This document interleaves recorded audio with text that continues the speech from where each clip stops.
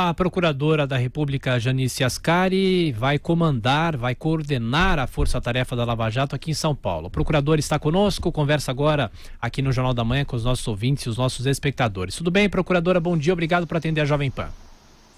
Bom dia, Tiago. Bom dia aos ouvintes.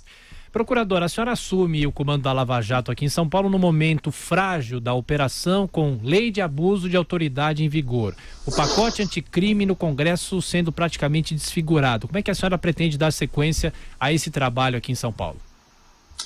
Tiago, na verdade o momento ele é bastante preocupante, não só para as forças-tarefa da Operação Lava Jato, como para todo o Ministério Público brasileiro que atua na área criminal, na área civil, na área de improbidade administrativa. A procuradora Janice Ascari, inclusive, assumiu nessa semana a coordenação da Lava Jato e ela é ex-assessora, ela assessorou o ex-procurador Rodrigo Janot, inclusive se envolveu numa polêmica muito grande nessa semana. Houve inclusive o lançamento do livro dele aqui em São Paulo, com um quórum muito baixo, e é o livro que traz a declaração de que ele entrou armado no Supremo com o objetivo de matar um dos ministros, e só nas entrevistas depois, essa informação não está no livro, mas só nas entrevistas depois, ele admitiu que esse ministro seria Gilmar Mendes. Uma polêmica muito grande que causou uma reação enorme também dos procuradores que estão envolvidos na Operação Lava Jato, e a procuradora Janice Ascari trabalhou como assessora do ex-procurador Rodrigo Janot. Agora sim, procuradora, de volta aqui conosco, a senhora estava falando sobre a questão da Operação Lava Jato, por favor. Então, Tiago, antes de sumir aqui a imagem e a conexão não está muito boa, eu estava te dizendo que esses projetos todos de lei, a lei de abuso de autoridade, o pacote anticrime e centenas de projetos de lei que tramitam no Congresso Nacional, que de alguma forma dificultam a investigação criminal e barram o trabalho do Ministério Público e dos órgãos de investigação, estão em andamento. Então, todo esse movimento, ele afeta não só as forças-tarefa da Operação Lava Jato, como também todo o Ministério Público brasileiro como um todo. Bruno Garchagen pergunta para a procuradora Janice Ascari. Bom dia, procuradora. A respeito desse desincentivo, digamos assim, da lei de abuso de autoridade, eu queria que a senhora dissesse para o nosso ouvinte um exemplo de uma decisão, por exemplo, da Força-Tarefa, ou uma ação da Força-Tarefa, melhor dizendo, que foi realizada, foi bem sucedida na época e que hoje seria impossível ou não seria feita em razão do temor das autoridades por conta dessa lei de abuso de autoridade. Bruno, eu acho que nenhum membro do Ministério Público, ou do Judiciário, ou da Polícia, porque essa lei de abuso de autoridade, apesar de no início ali se dizer que ela vale para todo e qualquer servidor público, de todos os poderes, os tipos penais, eles são exclusivos para pessoas que trabalham com investigação criminal. Então, são dezenas de exemplos. Uma prisão, por exemplo, uma prisão preventiva que é realizada, a pessoa fica presa, existe um motivo, existem os pressupostos do Código de Processo Penal para que essa prisão seja realizada. Se essa pessoa, em tese, entrar com habeas corpus e essa prisão for revogada, este ato pode ser interpretado como um ato de abuso de autoridade. Samidana. Tudo bem, procuradora? Boa sorte aí, parabéns pela indicação.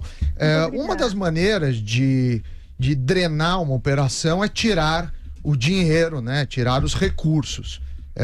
O que você pretende fazer sobre isso? Porque investimento na Lava Jato eu acho que retorna, e não só do ponto de vista financeiro, como também moral para a sociedade, mas tem sido uma das estratégias, pelo menos em alguns pontos.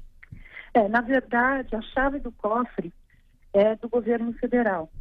E quando esse cofre é aberto, o quinhão que cabe ao Ministério Público fica com o Procurador-Geral da República.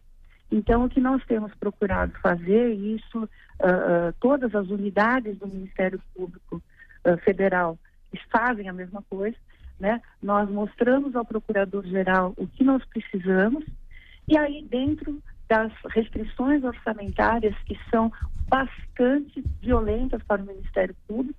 Então, nós procuramos obter mais pessoas, mais material de trabalho, mais software, e, enfim, nós vamos nos virando, por enquanto, com o que temos. Procurador, agora a pergunta de Rodrigo Constantino.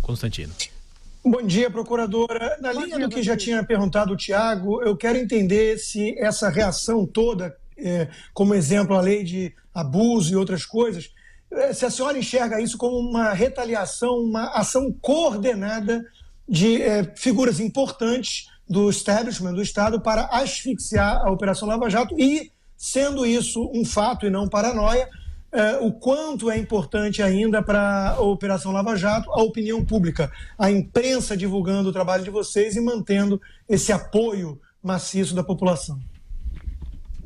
Eu acredito, Rodrigo, que todos esses projetos de lei, e que isso não é de hoje, a coisa se torna um pouco mais assintosa, um pouco mais transparente à opinião pública, quando você correlaciona uma ação contra um determinado grupo econômico, ou político, ou financeiro, e em seguida já vem um projeto de lei coibindo certas condutas que os parlamentares, né, ou as pessoas a eles ligadas, acham que essa conduta não foi boa para eles, né, e que não é necessariamente a opinião da sociedade. A sociedade quer o quê? Corrupção zero, né, uma corrupção que as pessoas respondam por isso, seja com prisão. Prisão não é a única punição, né, para esse tipo de crime. Nós podemos, o que a população quer, eu acredito, e que é o que nós queremos também, é que esses crimes sejam punidos, que os responsáveis sejam punidos ou com pena de prisão, ou com multas financeiras, ou com outro tipo de ajuste que se faça, até por acordos de leniência e acordos de colaboração. Procuradora, novamente o Bruno Garchagen, tem se dito que a Operação Lava Jato está fragilizada, embora as operações continuem a ser realizadas. Eu queria perguntar o seguinte: a Operação Lava Jato está mesmo fragilizada, e se estiver, qual é a dimensão dessa fragilidade? Ela fica fragilizada, Bruno, na medida em que todo o Ministério Público que trabalha com investigação criminal fica igualmente fragilizado. Então, a Operação Lava Jato, ela é apenas uma faceta do Ministério Público, né? Existem dezenas de investigações em andamento no próprio Ministério Público Federal, nos Ministérios Públicos Estaduais, dezenas de prefeituras, de órgãos públicos, assembleias legislativas, grupos que lidam diretamente com o crime organizado, com o tráfico de drogas nacional e internacional. Tudo isso é Ministério Público, é o trabalho do Ministério Público na área criminal. E tudo isso fica evidentemente fragilizado por essas amarras que querem impor aos órgãos de investigação, inclusive ao Judiciário e ao Ministério Público. Procuradora, rapidamente a última pergunta. A senhora trabalhou por alguns anos com o ex-procurador Rodrigo Janot. Surpreenderam as declarações dele sobre a questão de entrar armado no Supremo e também outras informações contidas no livro que ele lançou essa semana? Sim, quando eu fui trabalhar com o procurador Rodrigo Janot, eu já tinha 21 anos de carreira, né? Já o conhecia superficialmente, ele me convidou por motivos técnicos, né? Trabalhei com ele assessorando durante 4 anos e nunca notei absolutamente nada. Para mim, pessoalmente, foi uma surpresa esse tipo de declaração.